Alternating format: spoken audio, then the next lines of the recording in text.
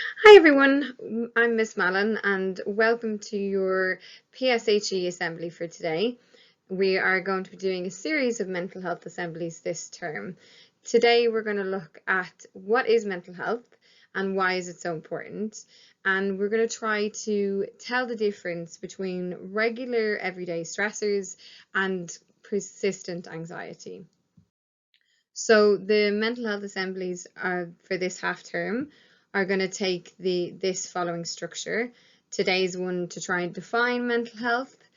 Then next week it will be on the anxious brain and reframing negative thinking and how we can challenge that. Then the third session will be on a very specific way to try and train the mind, very similar to how you would maybe train your muscles and try to allow you to control your mind as opposed to the other way around. Then we'll look at some more strategies for dealing with poor mental health and what we can do to help ourselves and make ourselves more robust. Then we'll look at the impacts on social media on mental health, so the positives and the negatives there. And finally, we want to look at some impacts of recent events on mental health, things like fake news and COVID and how they impact on us. So what I want you to do now is to have a look at these definitions of mental health on the side of the screen, and I'll give you about 30 seconds to read through them and try to pick which you feel best explains mental health for you.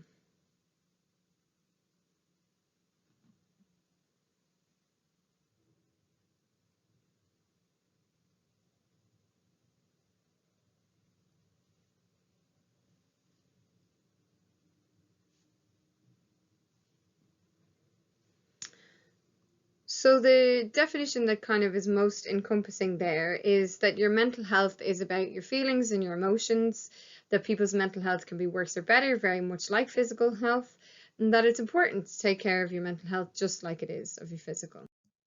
And in terms of an actual definition, the World Health Organization puts this definition down, that it's a state of well-being in which every individual can realize his or her potential, that you can cope with the normal stresses of life, and that you can work productively, and that you're able to make a positive contribution to your own community.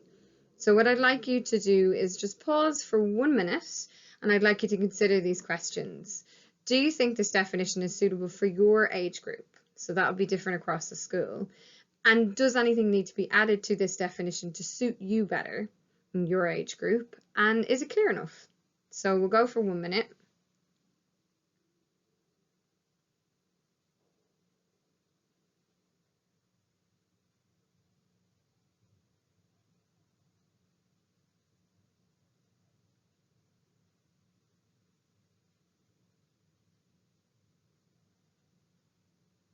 Make sure you're thinking of things that you feel are necessary to add.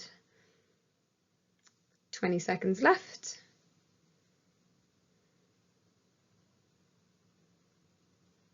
So maybe just a show of hands then, if we'd like, do you think it's suitable for your age group? If you do, you can raise your hand.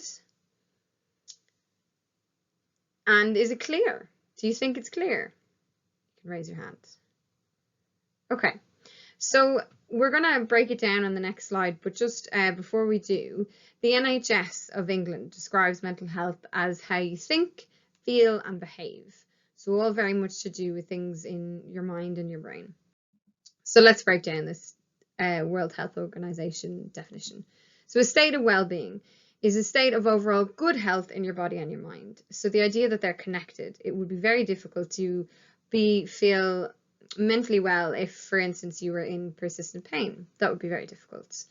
Realizing your potential is having the ability and drive to do anything you wish, as we say at Bridge, to ensure that every student can succeed at a good university or equivalent and thrive in your chosen field and live a great life.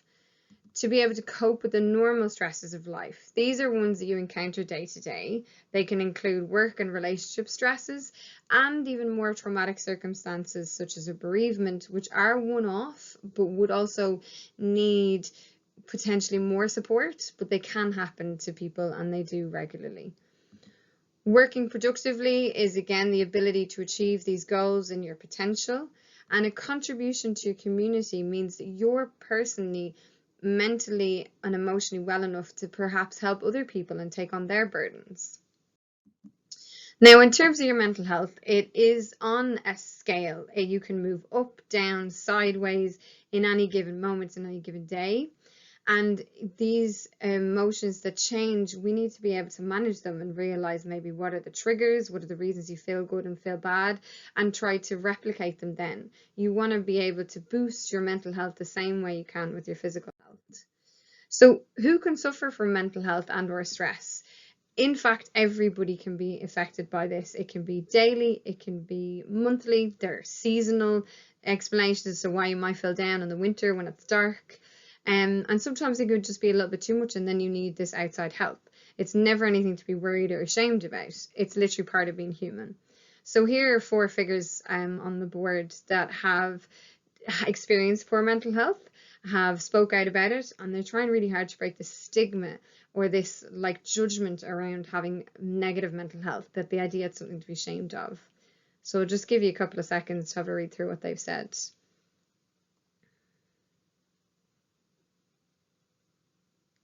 And I just draw your attention down there to Stormzy when he did this article in 2017 and he spoke out about mental health, and he did amazing things to try and break the stigma for mental health around male mental health, and that anybody can be impacted by it. It doesn't matter your wealth or your position in society, that actually you can struggle with this, and the most important thing is to open up about it and talk about it.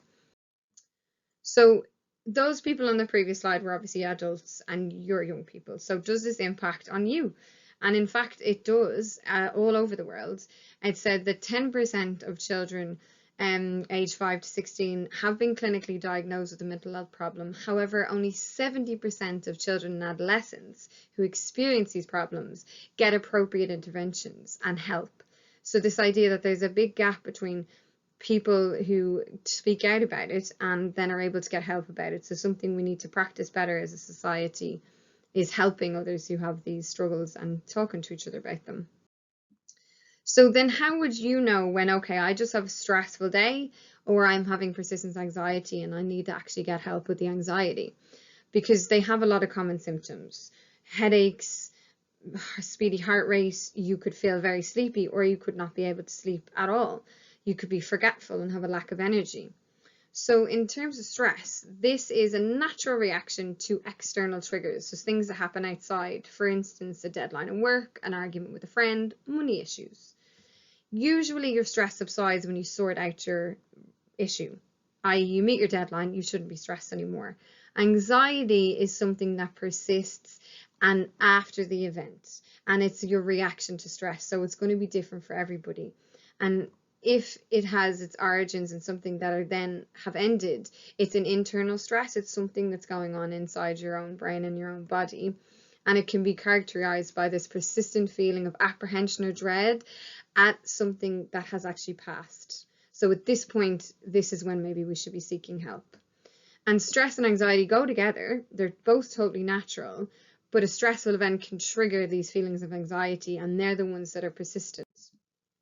So what's happening in your body when you have stress or anxiety? I know it's really useful for me to understand why things are going on inside my body and my head. Stress and anxiety are different for your mind, even though your body perceives them the same. So the body will begin to gather resources because it thinks it's in danger. So the stress and anxiety tell your body it's in danger. And then once the fear has been activated, you've got electrical and chemical fight or flight and hormones that go around your body and send it into overdrive as such. So hence the speedy up heart rate and things like that. These messages can cause your adrenal glands to produce cortisol, which is known as the stress hormone. Now your heart rate and your blood pressure will rise. And again, that's to protect yourself. In prehistoric times, this was like when a person needed to run away from an animal, a wild animal, that fight or flight would go and they'd run away, they'd be safe. But obviously we don't get those same kind of stress anxieties today, so we have a very different reaction to them. Normal levels of cortisol are also released when you wake up in the morning and when you exercise. They help regulate your blood pressure and your blood sugar levels, and that's important. In small doses, they can heighten memory and increase your immune system. but it's the persistent anxiety and cortisol that can be troubling, and that we then need to challenge and find ways of calming it down and getting the cortisol to stop being produced. So these are places that you can go to discuss issues that if you have with stress or anxiety.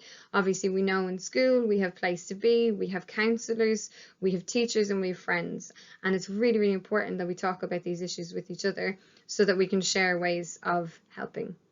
Thank you.